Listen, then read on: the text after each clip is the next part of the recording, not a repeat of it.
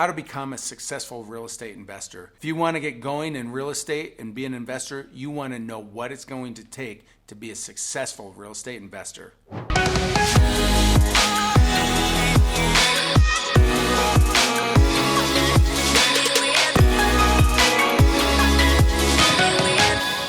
In this episode, I'm going to go through the things you should and should not do as a real estate investor. And I'm going to share with you a secret at the end that you're going to want to stick with so you learn that. It's going to be a golden nugget. Whether it's real estate or any other type of profession, I always say this, and I've said it to my kids and I say it to all the people I work with.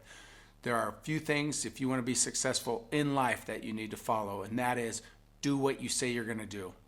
If you say you're going to do something, do it.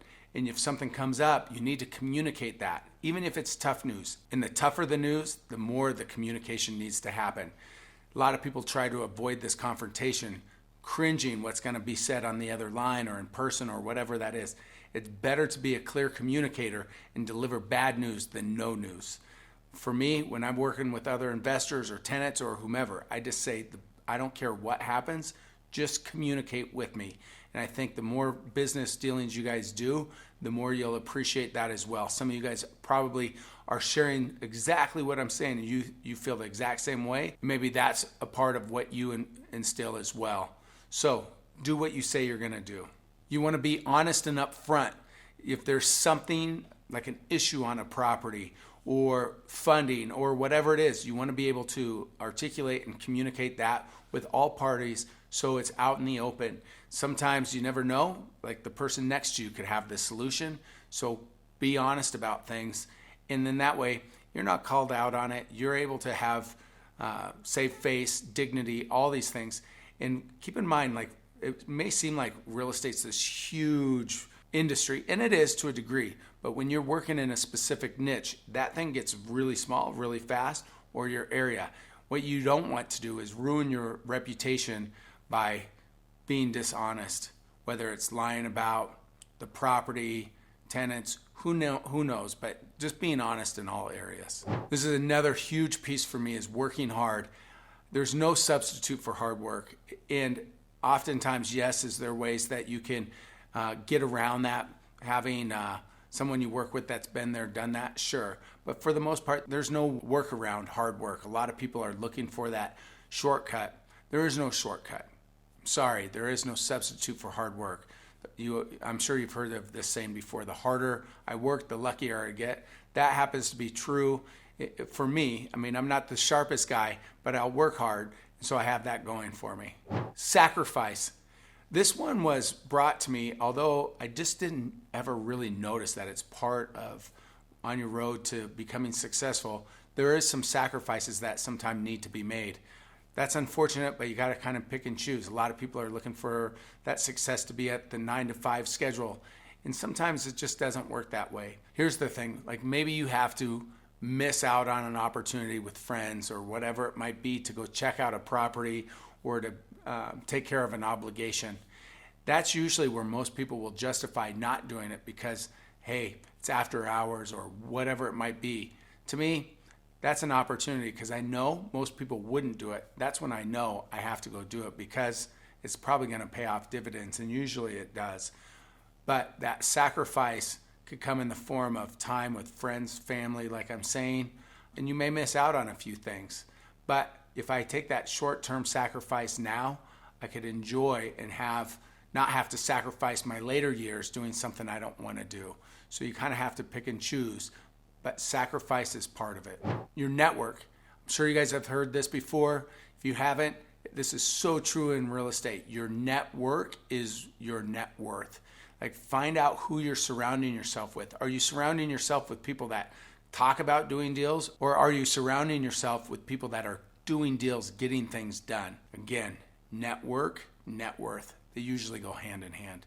Another way to look at it is find 5 millionaires, network with them, you'll be the 6th. If you're finding this information useful, click on the subscribe button. Let me bring you information like this daily. Let's go ahead and dig back in. Know your market. You have to intimately know what's going on in your market. Again, that goes back to your networking as well. Knowing your market, following I subscribe to the Business Journal. I network with other investors. I try to network people in at the government jobs so they could keep me informed of what's going on in different areas, developers, you name it. I want to understand what's going on in my market so I'm knowledgeable if there's an opportunity that comes up. Otherwise, it could be a blind spot. I may not know about that opportunity because I'm blind to it, because I'm not well networked. Network, understand what's going on in your market. Educating yourself, going to meetup groups, going to reia.org. You could go there. There's meetup groups in your area. They're constantly going on, and you could learn from them. Again, a lot of the stuff that we're talking about, you're going to be able to network with other investors, builders, contractors, title people, realtors, and all these people are going to be able to share with you a lot of knowledge. These are couple-hour meetings. You got to know what's going on in your market, something we just talked about. They share with you what's selling, what's not selling, what are the hot products, what's not. So in what areas, like there's specific areas. You want to know all this stuff. You want to know where the opportunities are in your area. So making sure that you're educating yourself, go to events. There's different events that happen throughout the country that are very specific to whatever it is that you're trying to get into, whether it's commercial or residential, multifamily, you name it. You could go to these network and even raising capital. There's events on how to raise money, where to get that capital. All of these things, the more you educate yourself, you become like a Swiss Army knife. There's more tools that you could utilize at your disposal for you to be successful. So a couple other things, like you want to make sure you have a good title or escrow company. These guys are valuable to your team, not only to make sure your transactions go smoothly, but let's say someone else's transactions falling out. You may be the person that they call or contact, knowing that you get stuff done and you do what you say you're going to do. So having those type of people at your resource is huge. For me, when I got started, I was lucky enough to have a very solid mentor. My mentor was also my partner. But anyways, I learned so much from them. I often say, it is so important that you get started off on the right foot, because if you get started off on the wrong foot with the wrong mentor, maybe it discourages you from doing real estate in general. What a disappointment that would be.